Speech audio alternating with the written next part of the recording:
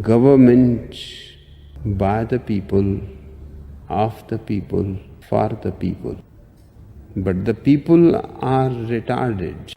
Father, before I begin, bless me, Father, for I'm about to sin. America. I pledge allegiance to the United States of America. One nation, indivisible, under God, for real. And Corn Pop was a bad dude. And he ran a bunch of bad boys. Senators here. Chuck, stand up, Chuck. Let him see you. Oh, God love you. What am I talking about? I tell you what, you're making everybody else stand up, though, pal. Thank you very, very much. I tell you what, stand up for Chuck. The best way to get something done, if it holds near and dear to you that you like to be able to, anyway, from Charlotte, another line going from in Florida down to Tampa of Putin's kleptocracy. Yeah. America is a nation that can be defined in a single word. I was going to put him. The idea that Los Angeles and what am I doing here? For two reasons. One, you won't be safe in Joe Biden's America. We hold these truths to be self-evident. All men and women created by you know the thing. Let's be clear. I hear it all the time. Cumulative, definitely, I can play for the programs many times over. Well, I'm sick and tired of smart guys. Let me start off with two words. Made in America. Made in America. Welcome back to another night of Shtick with Koolfrogg. Well, late. It's relative. Are we ever really late when we're just present? I mean, I get it. I'm late. I was excited because while I'm sitting here doing the last preparations, getting ready to go, Vicky T shows up, and I got excited. So it made me wait a few moments before I could go ahead and proceed with this awesome show that I have for us here today. We got some Joe Biden, being ridiculous. After Trudeau and Zelensky, doing their celebratory whateverness with Yahtzees, it's kind of disturbing. Then of course you got Trump. All you got to do is just say Trump, and people are all over it, and they're like, "Oh, yep, must be something."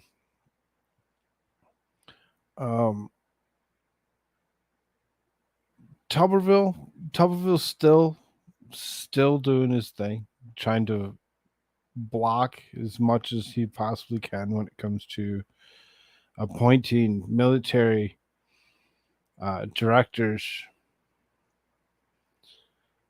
Johnson's a mayor. Johnson's a mayor of a city in Texas that we'll talk about, that just so happened to be has switched itself from being blue to red, according to what he's saying. Potential rhino. We don't know. We got to learn more about Johnson and what made him do such a thing. It seems that there's more and more of these people that are flipping from one side to the other. Call it the great flip or whatever you want to call it. Something's going wrong here. So now I know there's a few names missing a letter. So Tuberville's missing an E. O'Keefe is missing an E. There's a reason. There's a reason. They only allow you to do 100 characters. And I was exceeding my 100 characters, so I needed to remove a couple letters to make it work. And that's what I came up with to make it work. O'Keefe is still having issues with Project Veritas. We'll talk about that when we get to that. And also Russell Brand. Russell Brand having issues, or maybe not really Russell Brand that's having the issues. It may be somebody else that's having issues when it comes to the likeness of Russell Brand. It should be a fun, interesting night. I think there's a couple few other things that are in there. We are going to watch a little bit of uh, um, a presidential speech so that we can laugh at him as he says a couple few choice things. It's very disturbing. We won't listen to the other people that are with him. I'll assure and rest everybody's ears. Already bored. Darth Hideous, good to see you. Glad you're here. Already bored? Like actual news? Well, hey, whatever. Who else is doing what? That's what. Is there anybody else that's really doing anything else that's really catching your attention right now that you'd rather not come here? Or is it all just political rhetoric and divisionism with Frog? What? Yeah, Koolfrogg's political rhetoric and divisionism.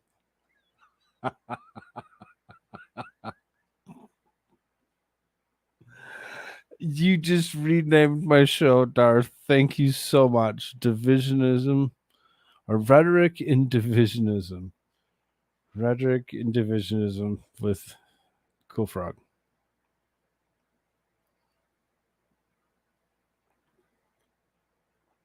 All those on the YouTube side, you're going to agree with them. So you can just say, "Yay, Darth." Otherwise, call him what you really want to call him. Good to see you. Glad you're here.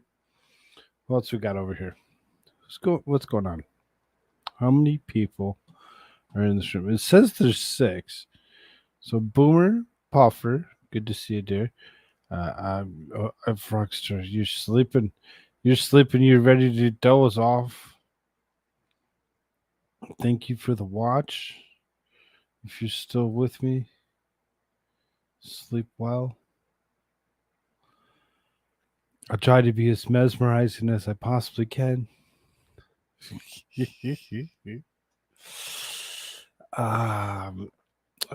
Lucky Chucky. Good to see you, brother. Good to see you. Glad you're here. Vicky T. The one that I've missed so much in the last week. It's been so busy. You only get so much time. So when things come up, it's like, oh. Fellow French Frog Armians. It's a Squaw Bob. Good to see you, Squaw Bob. Squaw Bob's a great person. If you don't know who Squaw Bob is, you get to know Squaw Bob. I'm telling you. What's up, Lefty? Lefty's at work. Good to see you, Lefty at work. Get you to change your name to Lefty at work. Or Lefty on mobile. I mean, I'm assuming you're at work again. Boomer, good to see you, dear. Good to see you. Thank you for spending the day with me. I really appreciate it. We had quite some interesting conversations between myself, her, and Jimmy YouTube. You know how you get in the chat? Join the channel. I do not kick you. I don't have you tied to the gods of YouTube to yeet you from a different platform. That's up to you to stick around or not. I don't take that away. That is not anything that I would like to do or advise doing. It really can hurt sometimes. Discord hooligans are talking dessert recipes. Take a nice piece of cherry pie. Take a nice piece of cherry pie. Lots of whipped cream. Got extra pie filling? Okay. I usually, when I cut a piece of pie, I cut like a fourth of the pie. I don't take no wimpy piece of pie. You got to take a whole pie. Get in that pie. Oh, did I just say that? I did. I did a thing music. Good to see you. Hopefully everything's going well for you. Good to see you. Good to see you. Elephant. Happy Sunday to you. Glad you're here. We'll try stepping it up here a little bit. All right. Why are you just dragging it out, Koolfrogg? Why are you waiting here for 10 minutes before or 15 minutes before somebody comes in here? Well, I mean, I'd like to try gathering a little bit of an audience, keep a few people, around and then get those other people to come in before you start. Listen, I'm starting to get new people coming in here. I'm going to see if I can't make it through an article before I get back to chat. I know I really appreciate chat, and I try involving chat as much as I possibly can. Frogger already said I ate too late. Well, it was 8 o'clock your time when you ate, so we really should still be up for at least another hour.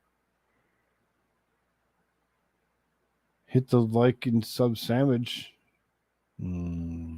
Sub sandwich. Darth, you still with me over there? You go share this out to somewhere that you like, and let people know where we're at.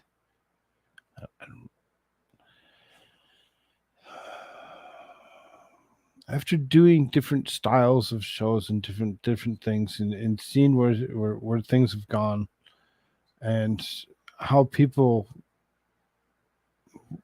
decide what to watch, when to watch, how to watch. I want a sandwich. Me too. I already ate dinner. I shouldn't need a sandwich, but because he said sandwich, I really want sandwich.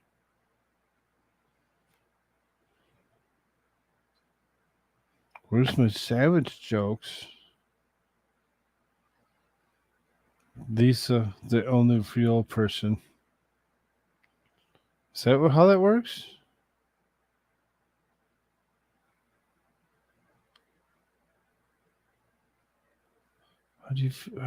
How's Lisa's the only real person? Well, I'm glad that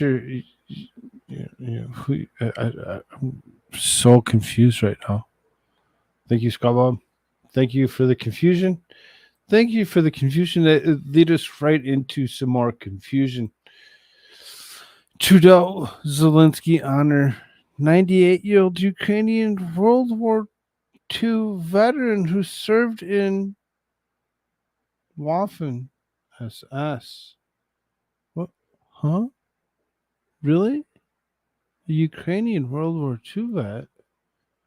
They're gonna go ahead and they're gonna honor this person? Do they get who the person really is? Parliament of Canada provided a loud all-party standing ovation Friday for Yaroslav Honka, a 98-year-old who served with the Yahtzee Waffen SS during the Second World War. What? Huh? No, I thought it was bad. to celebrate people that did bad things. Because for us to learn from history is a horrible idea. And to see them go ahead and provide this occasion, this ovation of people to be there to do this, it really seriously kind of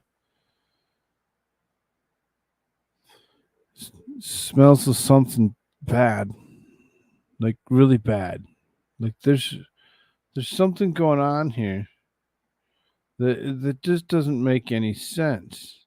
Let's listen to this. We have here in the chamber today Ukrainian Canadian world veteran from the Second World War who fought the Ukrainian independence against the Russians and continues to support the troops today, even at his age of 98.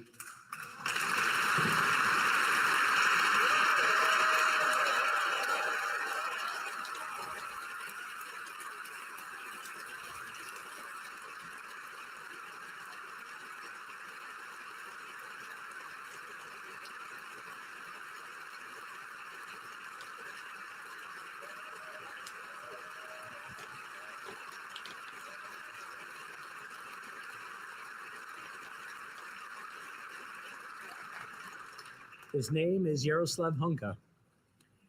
And I was going to say he's in the gallery, but I think you beat me to that. But I'm very proud to say that he is from North Bay and from my riding of Nipissing-Temiskaming.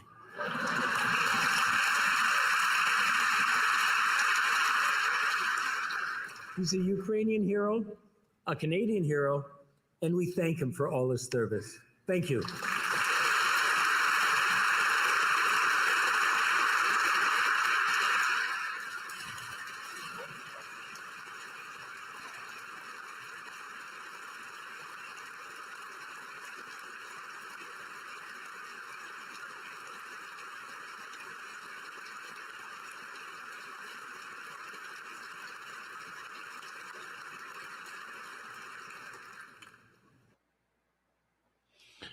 What was the point of all that? Why would they go ahead and think that this particular person is a hero?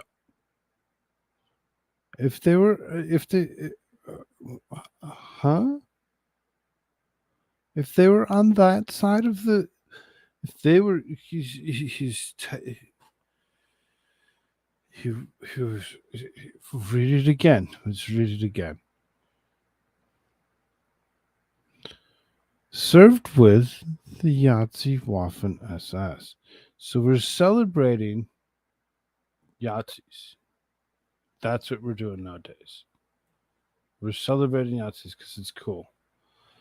I really Squab Bob gifted Koolfrogg membership. We went to LA. I haven't seen Allie in so long. I wonder if she's still around. It's interesting how people come and go, fluctuate, how things work. I appreciate that. Thank you so much, Squabo.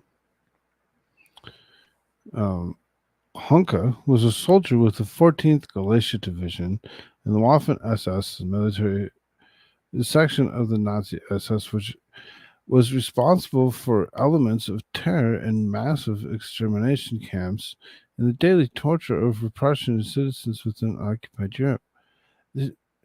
Like, why are we celebrating this person?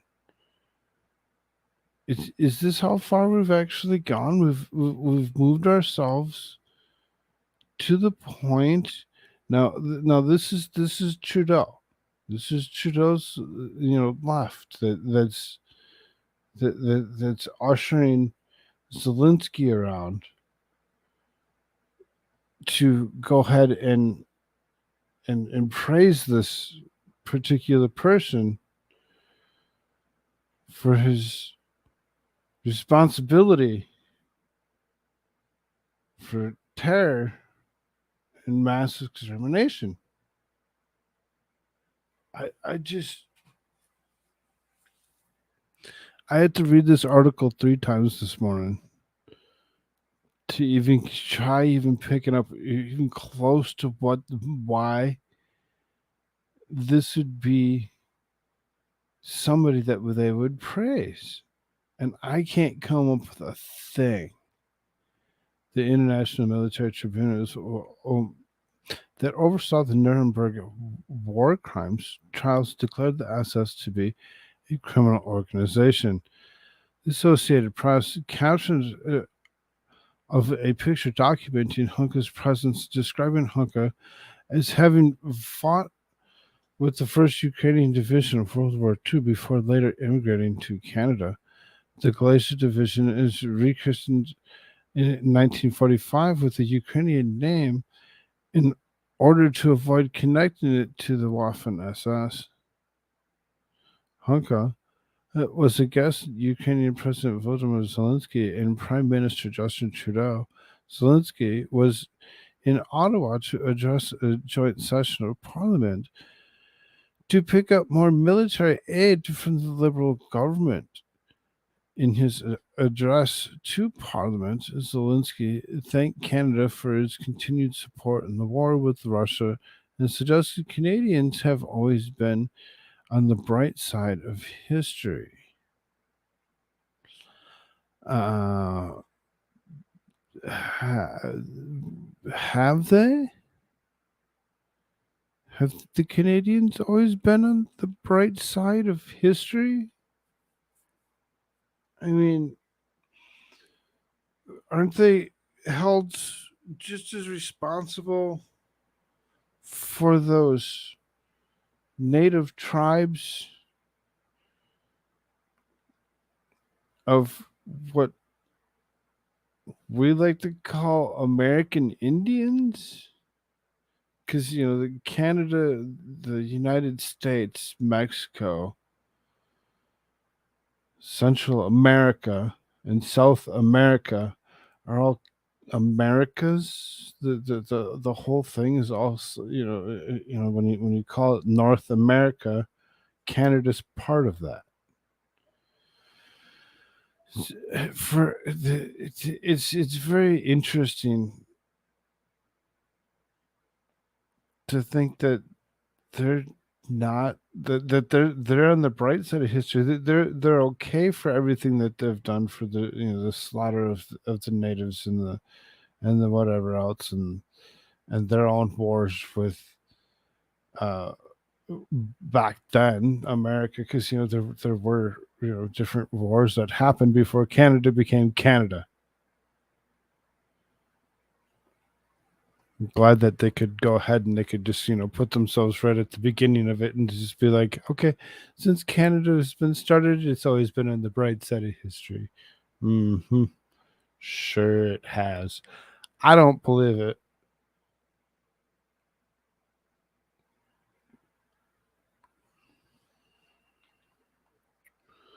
House of Commons Speaker Anthony Rota gushed over Hunka's presence and told the members of Parliament that Hunka was a veteran from the Second World War who fought with Ukrainian independence against the Russians and continues to support the troops today, even at the age of 98.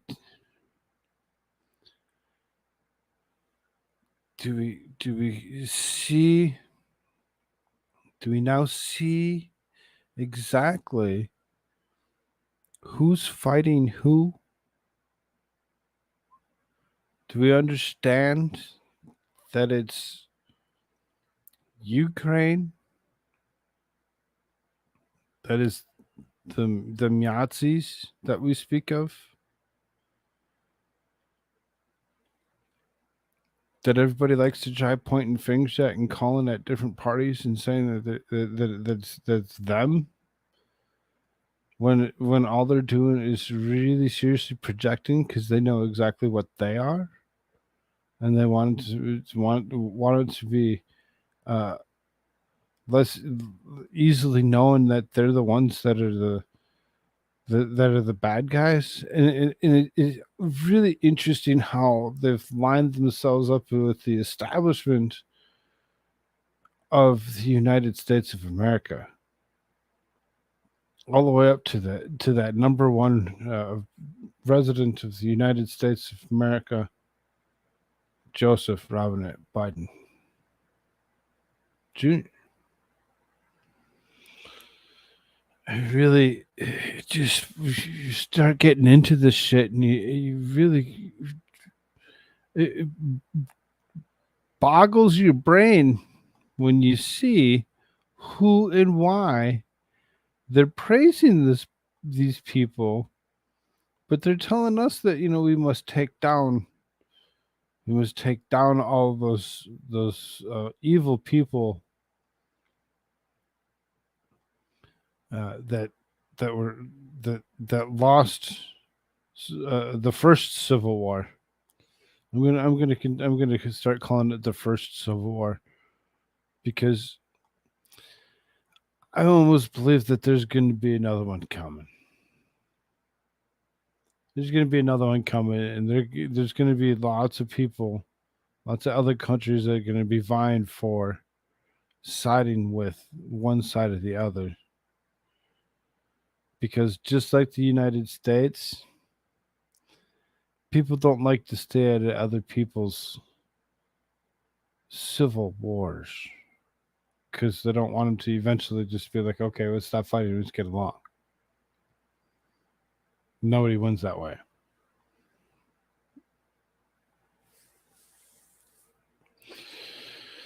So disgusting.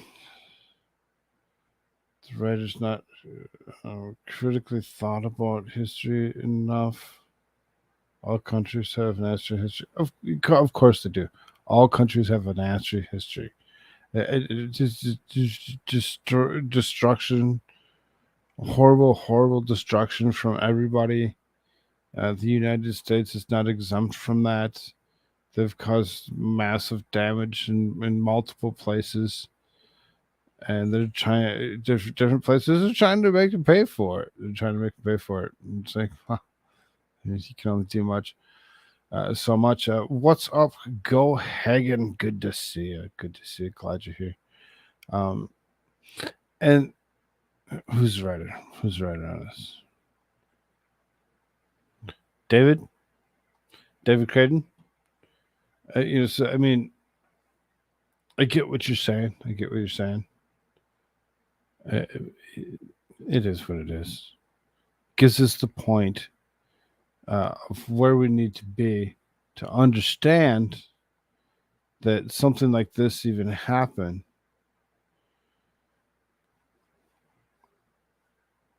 Is disturbing. Why are we praising these people? I thought we weren't supposed to praise our enemies, or those that are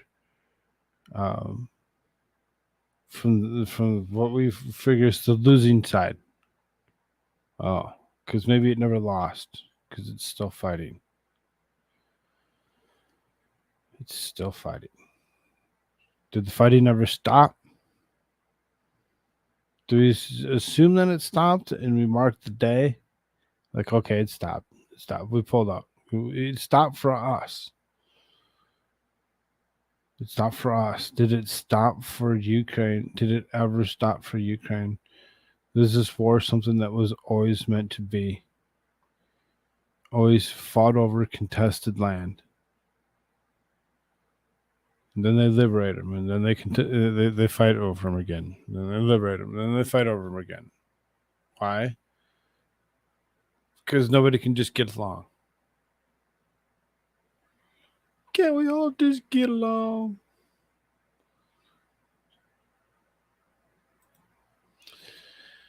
I know. Horrible. Okay. So Trudeau and Zelensky checked off, right? No, let's talk about Joe Biden here for a short bit. So Joe Biden goes ahead and he holds this little speech on gun safety. This was held 2 days ago. Which would have been Friday, which we don't do politics Friday nights usually. We try to stay away from the politics. We try doing fun and game and make things a little bit better, right? Have a nice group of people that we try communicating with to being sure that we know who's doing what, when, where, and why. Frog turned into a squab. What? I didn't turn into a squab. That's not true. I don't know what you're talking about.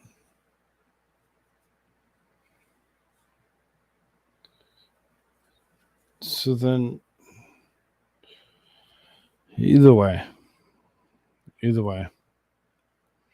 because we didn't do news and politics Friday, this came from Friday. This is one of those things I'm like, oh, if I have to do a show by myself and I do anything, I'm definitely covering this because it's horrible. It's cringe. It's Joe Biden. It's Joe Biden.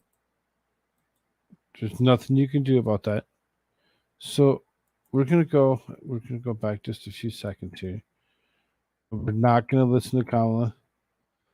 And we're not gonna listen to this other dude that they put up on stage. We don't care about them. What we care about is stumbling Joe Biden.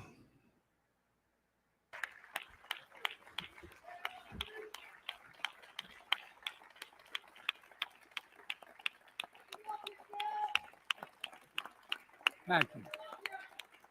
Thank you, thank you, thank you. Thank you, thank you, thank you. Everyone should see it except mom and dad. Mom and dad, stand up. I want everybody to see the parents of this proud young new congressman.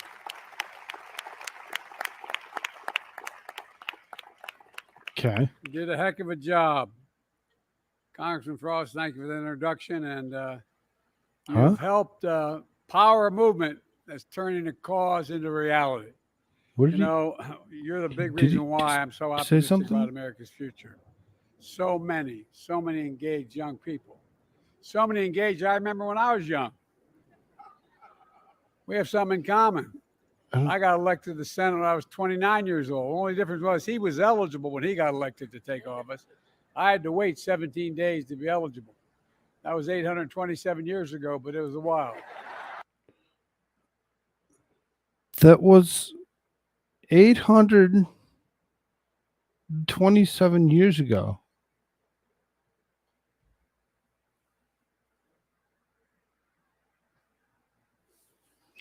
Is 820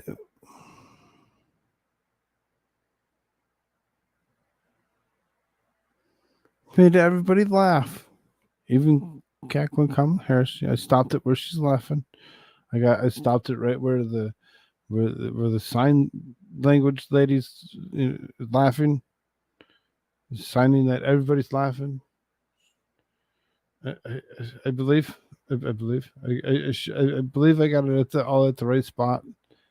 It's very disturbing to hear this story come out of this creepy old man. Let me do this one more time. We have something in common. I got elected to the Senate when I was 29 years old. The only difference was he was eligible when he got elected to take office. I had to wait 17 days to be eligible. That was 827 years ago, but it was a while.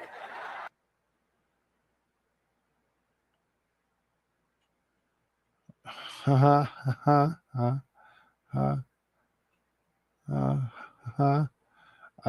almost almost laughed. And then I thought about it, and I'm like, oh, this is Joe Biden. And you can only laugh at him so many times a day, and I've already hit my quota. I've already hit my quota. I can't laugh at him anymore. It just don't work. He does this. He does this over and over again, where every time that he gets up there to talk after somebody, is something similar that he figures is similarly relevant to what they're going through, and likes to make his story one bit better. That for what it is. Well, 827 years ago is an obvious lie. It's an obvious lie. So for us to continue with the charade that he goes along with, and for us to believe him in any way, shape, or form, is ridiculous. That's all he's doing is that right there, 827 years ago. Mm-hmm. Sure. Folks, Vice President Harris, members of the cabinet, so many members of Congress who are here, and the relentless leaders on this critical issue. You know, one of the members who couldn't be here today is a really important member, Senator Chris Murphy. With Chris, who together with Congressman Frost introduced the bill, created a dedicated gun violence prevention office. He couldn't be here today. Since the tragedy in Sandy Hook, and I remember being there. I remember that how I met with every one of the parents who were there. I met with every member, every family member. And what I do also remember is that I remember as we were leaving, the state police doing the investigation asked Senator if they'd meet with me, if I could meet with them. And I said, of course I would. And I think there were about 12 to 14 of them. And I walked in a room, and two of them started crying. And they said, we need help. We need help. And I looked at them. I said, what can I do? They said, we need psychiatric help. Okay, before we get to anything of relevance that we need to be paying attention to laugh at him at, real quick here. So then, Puffer says 827 years. I sure have faith his drugs are way better than mine. Yeah, I wish. Looking hard at him. They're not trying to take him out so you aren't capable anymore. And when he speaks, falling over laughing. What made me stop was a squab bob. So then Mike says, I said he wouldn't finish one term, and I think I'm right. I think you're right. I think you're right. I think something happens here very shortly. Gohagen says, I said he wouldn't finish one term, and I agreed. Right, I agreed. This is the German Crusade, 1197, also known as the Emperor's Crusade, was led by the Holy Roman Emperor Henry the Sixth, 1191 to 1197. Although the emperor died, on his way east, his army did capture Beirut from the forces of the Ayyubid dynasty.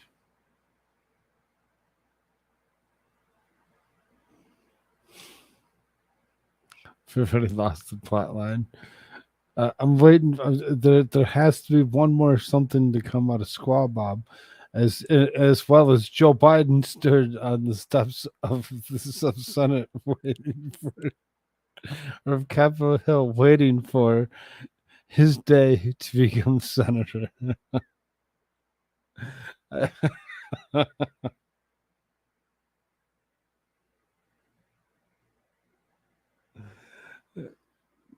I won't ruin it. Come on. We'll still laugh at you, Scott Bob. We'll wait for you. I know that there's more to this. Clumsy Clairvoyance gifted 1 Koolfrogg membership. Oh, thank you so much.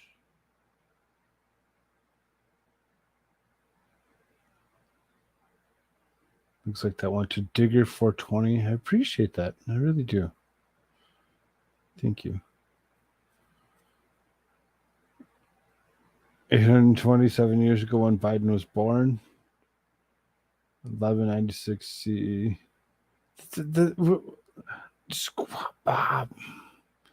You had something better than that.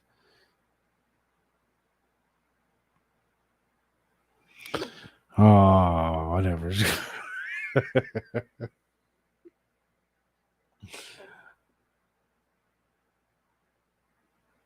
Byzantine times. Go to bed, Joe. Yep, go to bed, Joe. It's ridiculous.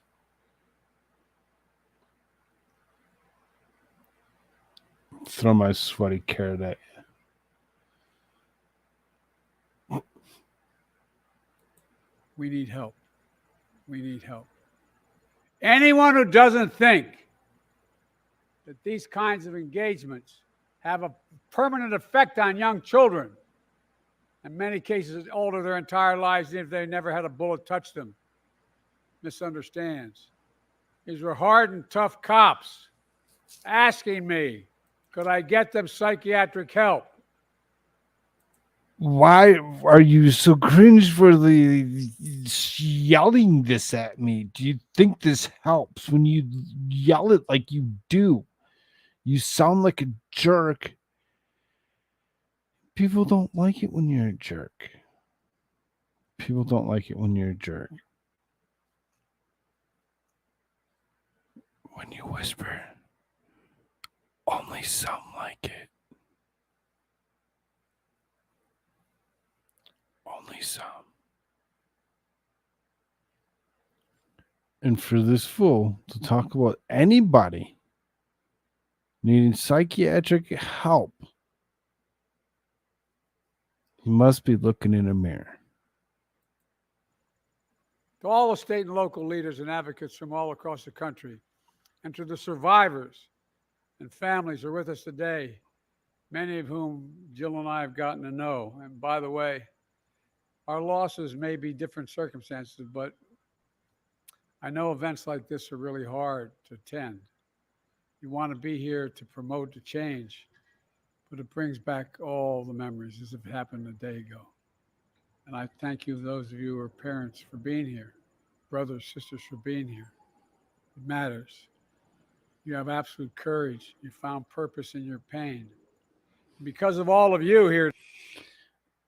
That's freaking hilarious. That's freaking hilarious. As I'm sitting here and I'm looking at all my stuff, is you're trying to call me a boomer. I'm like, I know all my stuff is working. What are you talking about? I can hear myself. I can see that I'm unmuted. I can totally see what's going on here.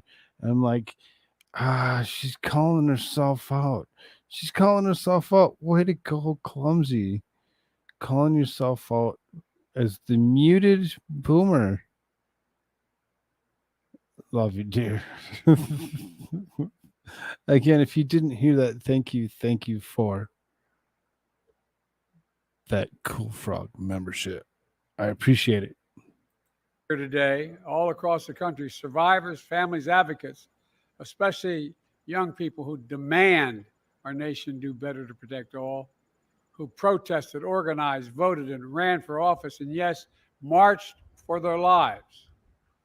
I'm proud to announce the creation of the first ever White House Office of Gun Violence Prevention, the first office in our history. We're gonna have a gun violence prevention office.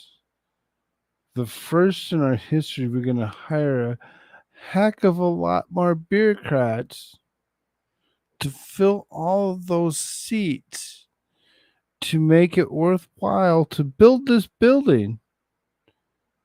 It's gonna cost you and me, the taxpayers, to build this building. Gee, thank you for letting us know that we're going to spend a whole bunch of money somewhere else for a new prevention tactic. For what happened to ATF? Is that enough? Not enough. Not enough. Oh, okay. Not enough. Okay. Good to know. Good to know.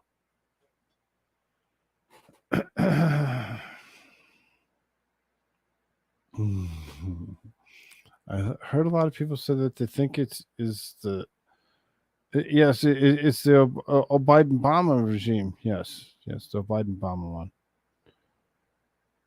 one. Can't hear her.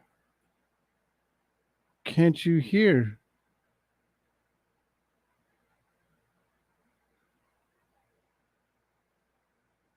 $827 ago, may explain these speeches. Yeah. He was plagiarizing back then. Yes, he is right now. I just got back from Seattle about an hour and a half ago. I am super excited the second you come walk back in that room. Like, yay, she's back. And Phil, I can hear you fine. I can't hear anyone else in the chat. Who? I'm not sure if you're supposed to hear them until I read them.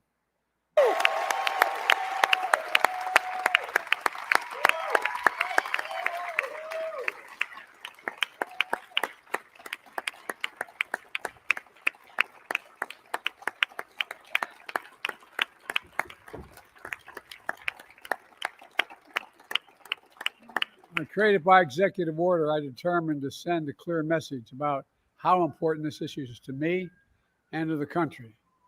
It matters, and here's why. After every mass shooting, we hear a simple message, the same message all over the country, and I've been to every mass shooting. Do something. Please do something.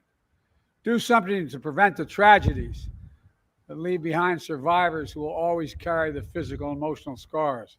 Families will never quite be the same. Communities overwhelmed by grief and trauma. Do something. Do something. Well, my administration has been working relentlessly. Your administration's been working relentlessly, and you're yelling at us to do something. Do something. What do you want us to do? You know what we should do is probably close to opposite whatever it is that you're requesting us to do, and be ready. Be ready, because it almost sounds like what he's trying to push it at. That he doesn't. He's sowing this division so much deeper than it's already been, and it's super scary. Yeah, I don't like it. Get ready, boys. These fake sign language people annoy you. Leave no survivors. Pretty suspect, if you ask me. Let's need to do something. To date, my administration has announced dozens of executive actions to reduce gun violence, more than any of my predecessors at this point in their presidencies, and they include everything from cracking down on ghost guns, breaking up gun trafficking, and so much more. And last year, with your help, I signed into law the Bipartisan Safer Communities Act, the most significant gun safety law in almost 30 years. It strengthens background checks, expands the use of red flag laws, improves access to mental health services, and so much more. This historic law will save lives. It's really important first step. And by the way, I was the guy, along with a woman in California, we once banned assault weapons and multiple magazines. We're going to do it again. We're going to do it again. We're going to do it. He knows what he's done. He knows exactly what he's done. Who's been is super involved in this particular issue of guns and taking away personal rights to guns. and suppressing us of our Second Amendment. I really hate it. I really hate it when it comes down to it, and I wish that it wasn't something that we ever had to deal with. But this man, this disgusting, disturbing old man, Do it again. gonna do it again. Call to action, a reason to hope. Because for so long, the conventional wisdom was we'd never get any Republicans to support gun safety legislation. But we did. For the first time in 3 decades, we came together to overcome the relentless opposition from the gun lobby, gun manufacturers, and so many politicians opposing common sense gun legislation. And we beat them.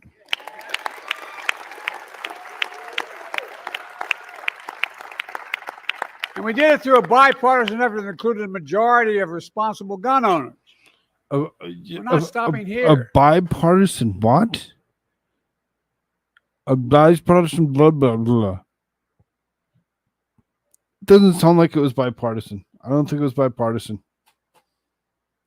I don't catch a full sentence out of that. I don't believe it.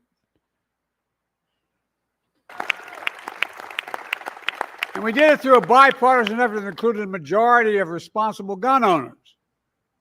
We're not stopping here. Again, I'll say it again. I'm not going to be quiet until we get it done. It's time again to ban assault weapons high-capacity magazines.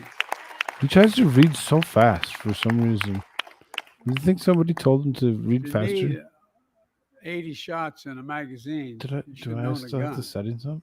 No, it's set normal. Because look, I listened last to it time in we 2-speed did the this first work. time. we also, last time, we established universal background checks to require safe storage of firearms. It's time. It's time. Look, while we push for Congress to do more, we're going to centralize, accelerate, and intensify our work to save more lives more quickly. That's why this new White House Office of Gun Violence Prevention is what it's designed to do. It will drive and coordinate a government and a nationwide effort to reduce gun violence in America, and will be overseen by an incredible vice president who understands this more than any vice president has.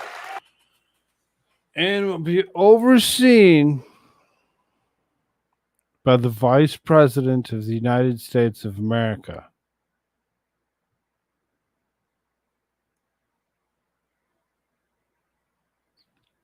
The border czar. The lady that can't do her job correctly as is will be the person that's the director of this particular ordeal. It seriously kind of sounds like a conflict of interest, as you're the one that gets to pick the vice president. If we went back and we made the vice president be the person that was voted number 2, then because of the way it weigh itself out, you'd be okay. But having it something like this be controlled by the same party seems a little off kilter, just a little bit. I think that whatever this piece of legislation that's being pushed through to do this needs to be thought about a little bit more. And maybe if it went the other way, and I don't think that's what they ever do. I don't think either side looks at the other side and says, "No, if it was them doing it to us, how would I feel?" Oh, I wouldn't like it so much, would I? Stop doing things to people. Leave people alone.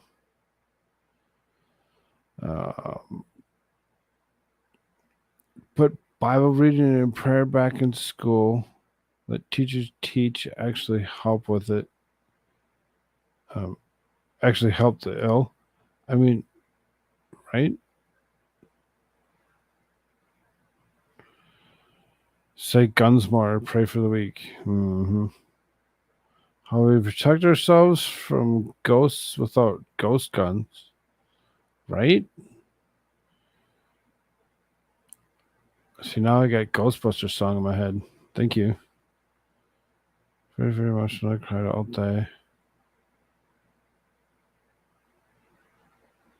I'm glad you have fun.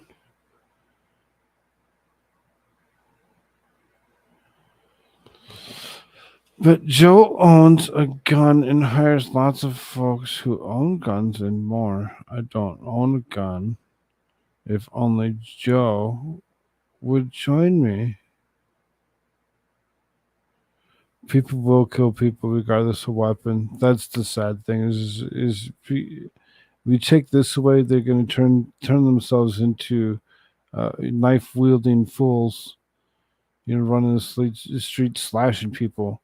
He just, if one way or the other, you really need to think about how is it that you like your people to die as you don't take care of the mentally insane. Rose. Hey, Rose. Good to see you, dear. We have the right to guns so the government doesn't try to take our freedoms. Exactly.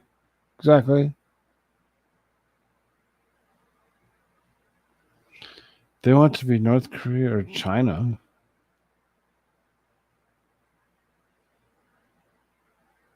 Think so?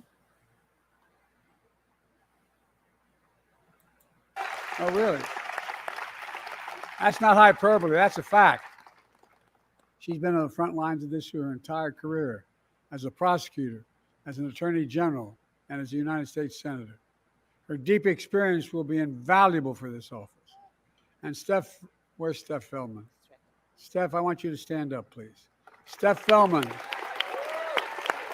has been working on this issue with me since Sandy Hook in 2012. Now, she was 13 years old when she joined me, but since 2012. Since 2012. And she was 13 when she joined you. All right. Really? You don't say. Gee, thanks for letting us know that this particular person back in 2012 was 13, which would now only make her 21? Oh, okay. Good thing that you can now finally usher her out and about and point at her and be, hey, look at this person. 13, huh? Think there's something wrong with this man. Will serve as director of the office. The office will have 4 primary responsibilities. First, expedite the implementation of the Bipartisan Safer Communities Act and the executive actions already announced. And I mean it. We're going to fully implement them. Second, coordinate more support for survivors, families, and communities affected by gun violence, including mental health care, financial assistance, the same way FEMA responds to natural disasters. Same way. And helps folks recover and rebuild and alter. Look, folks, shootings are the ultimate superstorm, ripping through communities. Third, identify new executive actions we can take within our legal authority to reduce gun violence.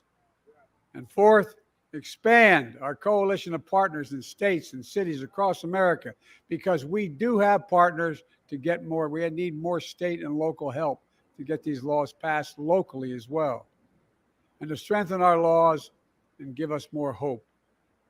Folks, to be clear, none of these steps alone is going to solve the entirety of the gun violence epidemic. None of them. But together, they will save lives. And it's going to... Are you sure? Are you sure? Because, if you just allowed people to have them, you look at all the zones of people that do have and are allowed to have, and you see that there's a lower amount of crime than there are in states that don't. Help. Will help rally the nation with a sense of urgency and seriousness. Gotta get my butt wiped. Yep. Yeah, he should have wiped his butt. I think they forgot to wipe his butt before he came out. He came out all stinky. Great Liquor, did I say hi to you? What's up?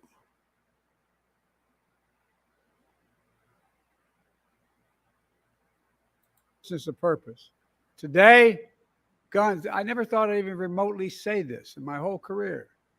Guns are the #1 killer of children in America. Guns are the #1 killer of children in America, the United States of America.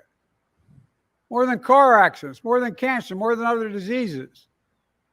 In 2023 so far, our country has experienced more than 500 mass shootings and well over 30,000 deaths due to gun violence. This is totally unacceptable. It's not who we are. And we have to act. We have to act now. It is who we are. And let me be very clear. If members of the Congress refuse to act, then we'll need to elect new members of Congress that will act. What? Then we'll need to elect new members of Congress that will act? You're just going to go ahead and you're going to take away. How are you going to do that? What is it that you plan on doing to assure that this is what exactly happens to get your way? I wonder.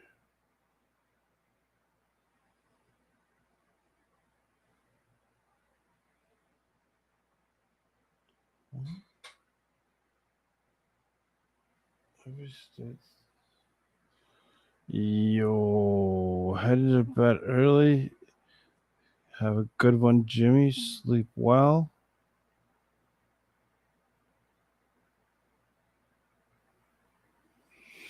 Buffer, that's where my mind went, but because I can't say such a thing, I'm gonna say no. That's not why. That's not why. Not at all. Nope. I use no sarcasm whatsoever.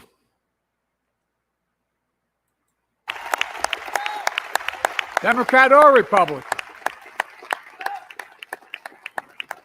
Look, folks, there comes a point where our voices are so loud, our determination is so clear that our effort can no longer be stopped. We're reaching that point. We've reached that point today, in my view, where the safety of our kids from gun violence is on the ballot. At the end of the day, whether the Democrats or Republicans, we all want our families to be safe. We all want to go to school, houses of worship, grocery stores, gyms, malls, movies, without constant anxiety. We all want our kids to have the freedom to learn how to read and write in school instead of duck and cover, for God's sake. And it matters. So let me close with this.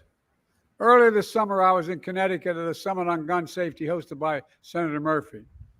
4 students impacted by gun violence who are here with us today summoned extraordinary courage and stood and shared their stories on stage. 4 of them. They each came from different backgrounds, different parts of the country, different shootings, but they shared a common singular message that one of them summed up in just a few words, and I quote, "The deadly and traumatic price for inaction." That's what he talked about, the deadly and traumatic price for inaction.